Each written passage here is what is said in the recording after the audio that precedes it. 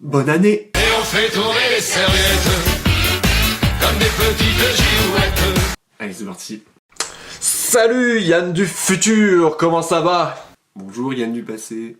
Déjà, sache que t'es vachement beau gosse, même si je trouve que t'étais mieux avant. C'est celui qui dit qui est. Tu vois, nous sommes le 31 décembre 2021. Nous sommes le 31 décembre 2025. Pour ceux qui regardent cette vidéo, il est sûrement le 1er janvier 2026. Et bienvenue sur la meilleure vidéo de l'année. Et j'ai préparé une petite liste de questions auxquelles tu pourrais répondre, auxquelles tu vas répondre. Il y en a une en particulier dont je suis obligé de te poser, c'est... Es-tu en couple? Alors selon la prédiction, non, il faudra attendre 21 ans avant que je sois en couple. Bah je pense que ça va être vrai.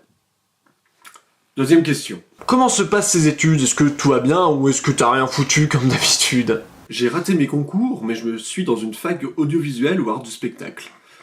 Eh bien Yann du passé, sache que c'est exactement le cas. Effectivement, je suis donc à Nancy, dans un master audiovisuel. Et je m'éclate, c'est l'éclate, je suis content de faire des études qui me plaisent. Cette année, t'as réalisé tes projets ou t'as encore procrastiné comme une grosse larve? Selon la prédiction, j'ai écrit plusieurs scénarios et j'ai commencé le tournage d'un court-métrage. Alors oui et non. Alors oui, justement, j'ai écrit beaucoup de scénarios, surtout pour la Cinéfabrique, et j'ai tourné 3 courts-métrages. Le premier, c'était la Cinéfabrique, que j'ai malheureusement raté, mais que vous avez pu voir sur ma chaîne YouTube, sous le nom de... je sais même plus comment il s'appelle en fait, de Une photo de nous. Le second gros projet, c'est que j'ai fait un court-métrage en 48 heures avec des copains de Nancy sur le thème, c'était super-héros et hors-champ, et on a fait un court-métrage qui s'appelle Super Mauvais, Super Milan. En fait, personne ne sait vraiment le vrai titre du court-métrage, mais en tout cas, c'est un truc autour du méchant. Et le dernier gros projet que j'ai fait, surtout l'un des plus gros, celui dont je me suis éclaté à faire, c'est un clip sur les râpés, Je mange des râpés, parodie de Je danse le Mia.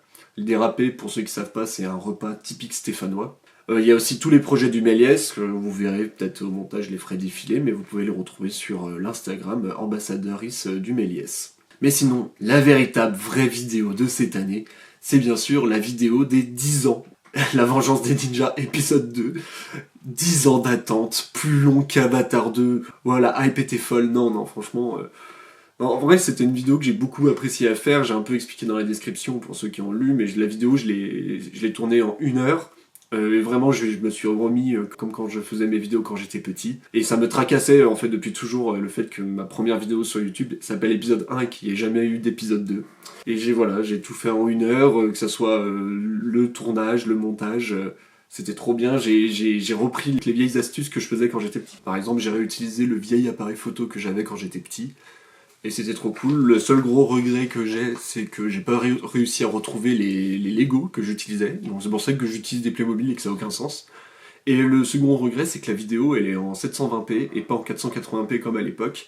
Alors que j'ai utilisé Windows Movie Maker. J'ai dû réinstaller Windows Movie Maker juste pour faire le montage. Bon, en vrai, je me suis éclaté. Et je comprends que cette vidéo, elle est c'est totalement une anomalie, mais je suis trop content de l'avoir fait, ça m'a trop fait marrer. La suite. Dis-moi, t'es allé combien de fois au cinéma? Et c'était quoi ton film préféré ainsi que le film que t'as détesté?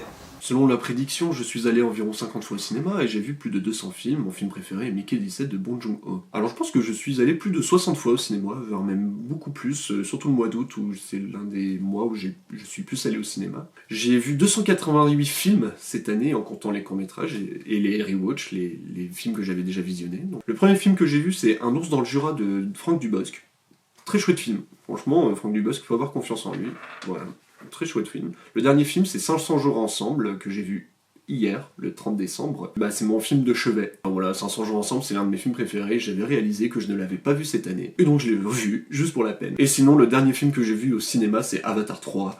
Je m'éterniserai pas dessus, mais c'est quoi ce scénario, what the fuck? Les films qui m'ont marqué, j'ai pas véritablement d'œuvres qui m'ont marqué cette année. Je peux en citer vraiment sur le tas différentes, de Lola Doillon, qui parle de l'autisme. L'épreuve du feu, d'Aurélien Père, que j'ai trouvé franchement chouette, ou bien On ira de Enya Barou. Enya Barou qui avait joué dans Le Visiteur du Futur et qui fait Fleur Bleue, qui a fait son premier long métrage, On ira, et c'est super. Mais en fait, y a un film qui m'a véritablement marqué, c'est Les 624 types de profs de Lucas Pastor. Je dois dire que ce mec est un génie, c'est trop bien. Franchement, si vous n'avez pas vu cette vidéo, c'est génial, et c'est un vrai coup de maître, je pense, sur YouTube.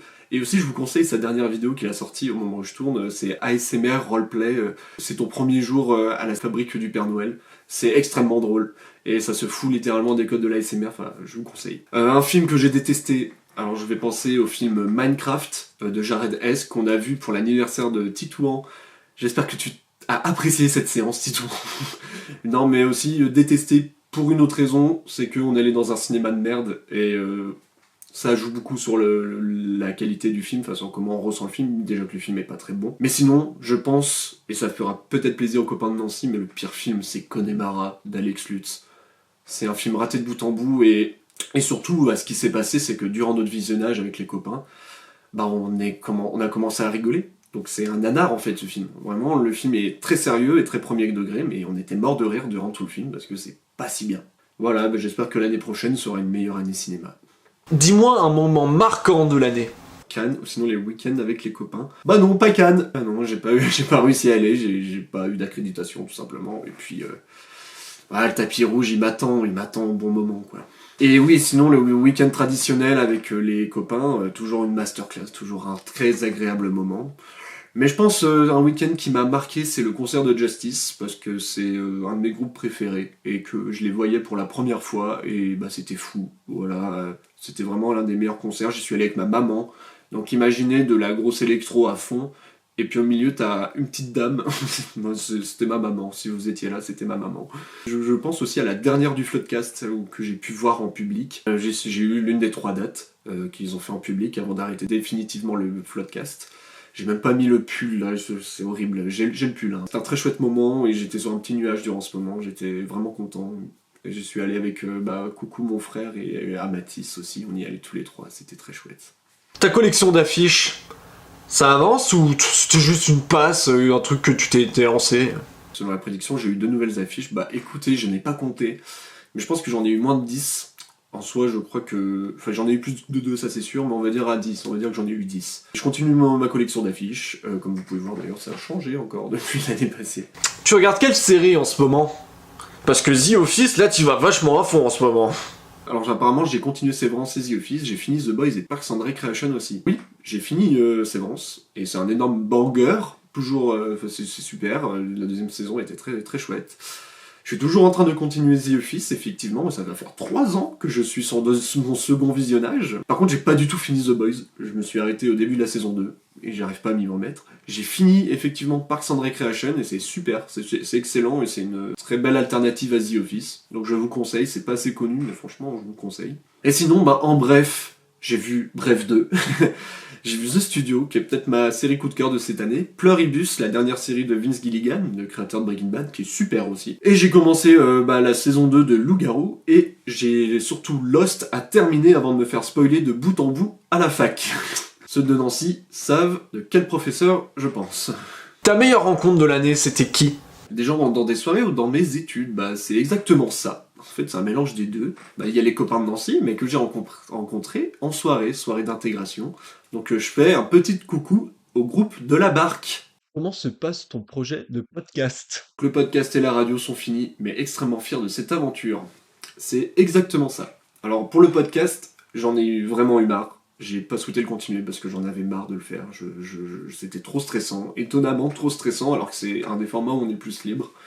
Mais j'en avais marre de l'organiser. Donc on a fini avec un véritable épisode final, et un épisode auquel j'ai consacré beaucoup de temps pour qu'il soit parfait, et c'est mon épisode préféré. Enfin, je pense vraiment que c'est le meilleur épisode pour découvrir mon podcast. Découvrez le dernier épisode, c'est super. Et à contrario, par contre, la radio a été terminée par contrainte, parce que je devais quitter Saint-Étienne. Elle a été reprise par mes collègues qui animaient avec moi. Et franchement, je suis un peu triste que ça ait fini, parce qu'à chaque fois que j'écoute mes collègues qui ont repris la radio, mais j'ai trop envie d'être avec eux. C'était une super expérience, je suis très content d'avoir pu organiser ça, d'avoir pu animer, et c'était trop bien, et j'espère sincèrement pouvoir revivre cette aventure. C'était trop cool. Auras-tu un appart? Si je n'ai pas d'appartement, je suis une pute. Bah écoutez, voyons ça. Oui! Quels ont été les plus gros changements intérieurs que tu as ressentis cette année? Comment ça va, quoi, en fait? La question, c'est comment ça va? Alors, j'ai le coup de blues du mois de décembre, énorme stress dans ma vie familiale, mais complètement épanoui dans les études. Pour le mois de décembre, j'ai un coup de blues plutôt tranquille, ça va. Beaucoup de fatigue, mais ça va. Par contre, au niveau de la famille, que je stresse, car je réalise que je suis sûrement en train de passer les derniers moments avec ma famille en complet. On arrive vers les dernières années. C'est toujours un peu délicat, un peu triste de voir ça. Surtout de plus que je suis très loin de ma famille. Je suis à presque 400 km. Donc c'est très difficile aussi, c'est quand de se voir, bien qu'on s'appelle tout le temps, c'est très difficile de maintenir cette distance. Mais sinon, oui, comme je l'ai dit précédemment, je suis extrêmement épanoui dans mes études. Et j'ai pas de plus de choses à dire, et ça c'est bien pour le confort personnel. Je n'ai pas eu de grosses remises en question cette année, et je me sens bien dans ma peau. Enfin, je sais qu'on me dit que je suis souvent stressé, mais là je pense que je suis la meilleure version de moi-même pour l'instant. Je pense que ça ne peut aller que dans le mieux. Enfin, ce que je veux dire, c'est que je suis la meilleure version de moi-même, c'est que d'un côté je sais ce que je vaux, je connais mes limites, je sais mes qualités. Et j'arrête aussi de me forcer à faire des trucs, à faire des choses par contrainte. Et justement, comme j'arrête de me forcer à faire des trucs, j'ai l'impression d'être de plus en plus aigri. Et ça, peut-être qu'il faut que je le retravaille. Enfin, je vais te laisser pour la vidéo te rajouter une question, celle que tu veux, une question que tu rajouteras l'année prochaine dans la description. Alors, quand vous verrez ça, ça sera en 2026, ça fera 4 ans que j'ai commencé à faire tout ça, à faire ces interviews, et j'avais promis de faire ça pendant 5 ans. Donc la prochaine interview sera en 2027, et ça sera les 5 ans, justement. Eh bien, Yann du futur, Yann de 2027, après ces 5 ans, quel bilan tires-tu de ces 5 années à te répondre à toi-même? Quel bilan tu tires de ces 5 années tout court? Quels changements tu as ressentis, des véritables changements? Est-ce que tu es content de la personne que tu es devenue? Et est-ce que tu penses avoir évolué dans la bonne direction? Allez, bon courage Yann du futur. J'espère que ton année se passera bien, Yann de 2026. Je vous souhaite à tous une excellente année. Et je vous dis à l'année prochaine. Au revoir Yann du passé, bonjour Yann du futur.